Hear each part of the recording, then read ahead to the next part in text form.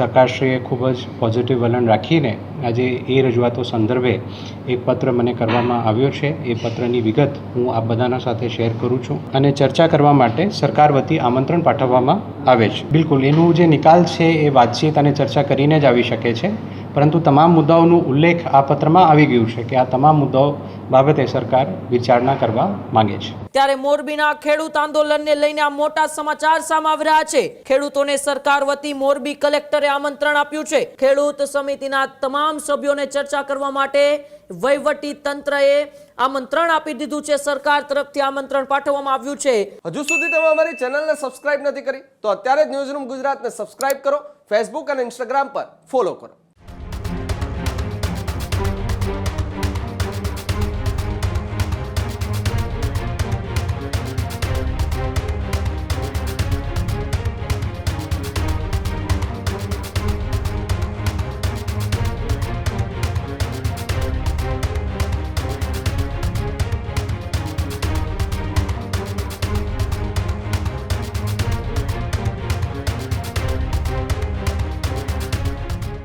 નમસ્કાર, આપ જોઈ રહ્યા છો ન્યૂઝરૂમ ગુજરાત અને આપની સાથે હું છું માંગ.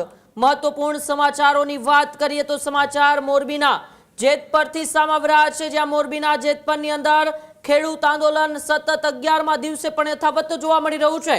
ખેડૂતોની જે વેદના છે તે ખેડૂતો સરકાર સુધી પહોંચાડવા માટે ઉપવાસ આંદોલન પર બેઠા છે અને ઉપવાસ આંદોલનનો આજે એ 11મો દિવસ છે. ત્યારે મોરબીના ખેડૂત આંદોલનને લઈને આ મોટા સમાચાર સામે આવી રહ્યા છે. મોરબીના ખેડૂતો સાથે મંત્રણા કરવા સરકાર છે તે તૈયાર થઈ છે. ખેડૂત સમિતિના સભ્યોને ચર્ચા કરવા આમંત્રણ અપાયું છે. મોરબી અથવા ગાંધીનગરમાં ખેડૂતો સાથે ચર્ચા કરવા સરકાર તૈયાર થઈ છે. ખેડૂતોની તમામ 6 માંગણીઓ પર સરકાર ચર્ચા કરવા માટે તૈયાર.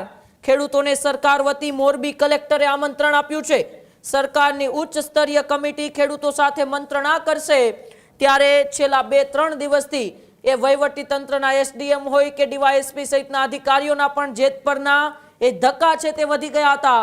ત્યાં જઈને એસડીએમ દ્વારા એ ખેડૂતોને આમંત્રણ આપવામાં આવ્યું હતું કે તમે ગાંધીનગર આવો, પરંતુ હવે મોરબીના કલેક્ટરે એ પ્રેસ કોન્ફરન્સ કરીને ખેડૂતોને આમંત્રણ આપ્યું છે અને સરકાર છે તે મોરબીના ખેડૂતો સાથે ચર્ચા કરવા માટે તૈયાર થઈ છે. ખેડૂતોની જે 6 માંગણીઓ છે, 6 માંગણીઓ ઉપર ખેડૂતો અડગ છે, તે 6 માંગણીઓ પર પણ સરકાર છે તે ચર્ચા કરવા માટે અત્યારે તૈયાર થઈ છે. ખેડૂતોને સરકાર વતી મોરબી કલેક્ટરે આમંત્રણ પણ પાઠવ્યું છે. સરકારની ઉચ્ચ સ્તરીય કમિટી ખેડૂતો સાથે મંત્રણા કરશે. હવે એ જોવાનું રહેશે કે કઈ તારીખ નક્કી થાય છે, જગ્યા કઈ નક્કી થાય છે. સરકારની એ ટીમ છે તે મોરબી આવશે કે પછી ખેડૂતોના આગેવાન છે તે ગાંધીનગર જઈને સરકાર સાથે ચર્ચા કરશે, તેને લઈને પણ અત્યારે અનેક સવાલો ઉઠી રહ્યા છે. પરંતુ હાલ તો જે પ્રકારે સમાચાર એ મોરબીથી સામે આવી રહ્યા છે, ખેડૂત સમિતિના તમામ સભ્યોને ચર્ચા કરવા માટે વહીવટી તંત્રએ આમંત્રણ આપી દીધું છે. સરકાર તરફથી આમંત્રણ પાઠવવામાં આવ્યું છે. મોરબી જિલ્લા કલેક્ટરે પ્રેસ કોન્ફરન્સ કરીને ખેડૂતોને જે પણ માંગણીઓ છે, જે પણ તેમની માંગો છે, એમને શું તકલીફ પડી રહી છે, ખેડૂતોની શું વેદના છે, આ તમામ બાબતોની ચર્ચા કરવા માટે સરકાર તૈયાર થઈ ગઈ છે. તમે આવો, સરકાર સાથે બેસો, સરકારને તમારી માંગો કહો, તમારે શું જોઈએ છે સરકાર સાથે માંગો અને ત્યારબાદ સરકાર નક્કી કરશે કે આગળ શું કરવું. આ આમંત્રણ મોરબી જિલ્લા કલેક્ટરે આપ્યું છે. ત્યારે આવો આપણે સાંભળીએ મોરબી જિલ્લા કલેક્ટરે એ ખેડૂતોને આમંત્રણ આપતા શું કહ્યું. જેતપરમાં થોડા સમયથી ખેડૂતો દ્વારા વિવિધ માંગણીઓ બાબતે ઉપવાસ કરવામાં આવી રહ્યું છે, જેના અનુસંધાને વિવિધ લેવલથી જે ખેડૂતો છે એમના સાથે વાત કરવામાં આવી હતી. અત્રેના લેવલથી પણ વાત કરવામાં આવી હતી, સામાજિક આગેવાનો દ્વારા પણ વાત કરવામાં આવી હતી અને જે રજૂઆતો છે ખેડૂતોની એ બાબતે સરકારશ્રીમાં રજૂઆત કરવામાં આવી હતી. સરકારશ્રીએ ખૂબ જ પોઝિટિવ વલણ રાખીને આજે એ રજૂઆતો સંદર્ભે એક પત્ર મને કરવામાં આવ્યો છે. એ પત્રની વિગત હું આપ બધાના સાથે શેર કરું છું. પત્રમાં મને જે સંબોધીને લખવામાં આવ્યું છે એમાં સરકારશ્રી દ્વારા કહેવામાં આવ્યું છે, મોરબી જિલ્લા ખેડૂત સમિતિ દ્વારા વીજળીના થાંભળા ખેતરમાં નાખવા સંદર્ભે ધરણા ચાલી રહ્યા છે. ખેડૂત સંબંધી સમિતિ દ્વારા માનનીય મુખ્યમંત્રીશ્રીને લેખિતમાં આપેલ માંગણીઓના આવેદન સંદર્ભે ખેડૂત સમિતિના સભ્યો અને આગેવાનો સાથે રાજ્ય સરકારની ઉચ્ચ સ્તરીય સમિતિના સભ્યશ્રીઓ સાથે ટેલિફોનિક તથા રૂબરૂ ચર્ચા ખેડૂત સમિતિના સભ્યો અને આગેવાનો સાથે થયેલ છે. વહીવટી તંત્રના વડા તરીકે આપણે પણ ખેડૂત સમિતિઓની વિનંતી કરેલ છે. ખેડૂતોના વિશાળ હિતમાં રાજ્ય સરકાર રાજસ્થાન સહિત અન્ય સરકારની તુલનામાં ખુલ્લા મનથી નિર્ણય કરવા માંગે છે. સમિતિના સભ્યશ્રીઓએ ટેલિફોનિક ચર્ચા દરમિયાન વાતચીત થયેલ છે. ટેલિફોનિક બાબતો ટેકનિકલ અને કાયદાકીય હોય જેનો ઉકેલ ચર્ચા વિચારણા અને સંવાદ વગર કોઈપણ રાજ્ય અને દેશમાં સંભવ નથી. એનાથી આપ સૌ વિદિત છો. દેશમાં અને દુનિયામાં બનેલી ઘટનામાં પણ હમણાં આપે જોયું છે કે સંવાદ અને ચર્ચા વગર ઉકેલ સંભવ નહોતા. રાજ્ય સરકાર પણ ચર્ચા સંવાદ કરીને માંગણીઓનું આખરી સ્વરૂપ આપવા માટે તૈયાર છે. તો ઉપરોક્ત સંદર્ભે રાજ્ય સરકાર વતી ખેડૂત કમિટી અને આગેવાનોને રાજ્ય સરકારની ઉચ્ચસ્તરીય સમિતિ સાથે સંવાદ અને ચર્ચા કરવા માટે સરકાર વતી આમંત્રણ પાઠવવામાં આવે છે. રાજ્ય સરકાર ચોક્કસ માને છે કે ખેડૂતોના હિતમાં ચર્ચા અને સંવાદથી જ ખેડૂતોના હિતમાં નિર્ણય લઈ શકાય, જેનાથી જે ખેડૂતોના ખેતરમાં વીજપોલ ઊભા થયા છે તે પોતે ગેરમાર્ગે ન દોરાય અને અસમંજસમાં ન રહે, તે પણ આપણી સામૂહિક જવાબદારી છે અને રાજ્ય સરકાર એ વસ્તુને સ્વીકારે છે. ખેડૂતોના કોઈપણ જાતનો પ્રશ્ન માટે ધરણા કે અન્ય બાબતમાં પરેશાની ન ભોગવવી પડે તે હેતુથી ખેડૂત સમિતિના સભ્યોને રાજ્ય સરકારની લાગણી અને ચર્ચા માટે બોલાવવા રાજ્ય સરકાર વતી આમંત્રણ પાઠવવા વિનંતી છે. તો આપ તમામ જે ખેડૂત મિત્રો છે એમને પણ હું રાજ્ય સરકાર શ્રી વતી આ જે આપની તમામ માંગણીઓ છે એના માટે ચર્ચા માટે આમંત્રિત કરું છું. અને સરકારશ્રી આ તમામ મુદ્દાઓ બાબતે પોઝિટિવ છે એ બાબતમાં આ પત્રમાં પણ ઉલ્લેખ કર્યું છે. રાજસ્થાન સરકાર અને અન્ય સરકારોના પણ જે વિવિધ GR છે આનું પણ ઉલ્લેખ સરકારશ્રીના આ પત્રમાં કરવામાં આવ્યું છે. તો સરકારશ્રી એક સ્ટેપ આગળ વધીને તમામ ખેડૂતો સાથે વાત કરવા માટે તૈયાર છે.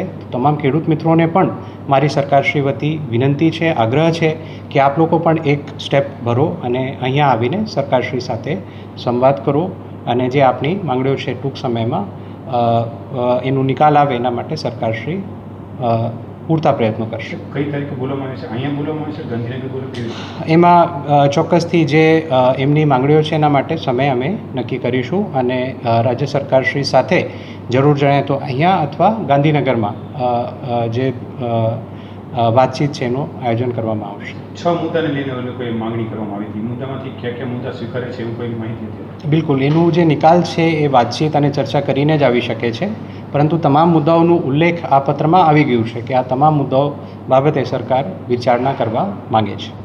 કયા દિવસે સરકાર સાથે વાતચીત કરવામાં? બિલકુલ, એ જે ખેડૂતો નું પણ સમય અમે જાણીશું અને સરકારશ્રીનું પણ સમય અમે જાણીશું અને જે પરસ્પર સહમતિનું સમય હોય એ સમયમાં ચર્ચા કરવા માટે સરકારશ્રી તૈયાર છે. આ માટે વહીવટી ટીમ ટૂંકમાં ખેડૂતો પાસે જઈશે કેવી રીતે ટાઈમ માટે? બિલકુલ, જે આજે પત્ર મેં આપના સામે રજૂ કર્યું એ પત્ર અમારા પ્રતિનિધિ તરીકે SDM શ્રી મોરબી હાલ જઈને એ પત્ર તમામ ખેડૂતોને મારા વતી આપવાના છે અને એમને આમંત્રિત પણ આ જે ચર્ચા છે એના માટે કરવાના છે. કેટલા દિવસમાં નિકાલ આવી શકે? અમે તો ઝડપથી પ્રશ્નનું ત્વરિત નિકાલ આવે એના માટે પ્રયત્નો કરી રહ્યા છે. સરકારશ્રી પણ એમાં એકદમ પોઝિટિવ છે, પરંતુ જેમ આપની સાથે મેં ચર્ચા કરી અને પત્રમાં પણ જેમ ઉલ્લેખ છે કે કોઈ પણ પ્રશ્નનો નિકાલ ઉકેલ ચર્ચાથી જ આવે છે. તો તમામ ખેડૂત મિત્રોને પણ મારી આપના વતી વિનંતી છે, આગ્રહ છે કે આપ તમામ ખેડૂત મિત્રો ચર્ચા માટે સરકારશ્રી પાસે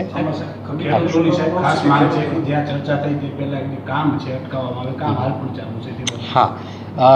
જે મારી પાસે માહિતી છે એ પ્રમાણે જેતપર ગામમાં કામ ઓલરેડી બંધ થઈ ગયેલું છે. આજે એક સમાચાર અમે જોયું તો એ ત્યાં આઈ થિંક કોઈ ખાડો હતો જેમાં કોઈ અકસ્માતનો ભય હતો, એ કારણે ત્યાં કામગીરી કરવામાં આવી હતી.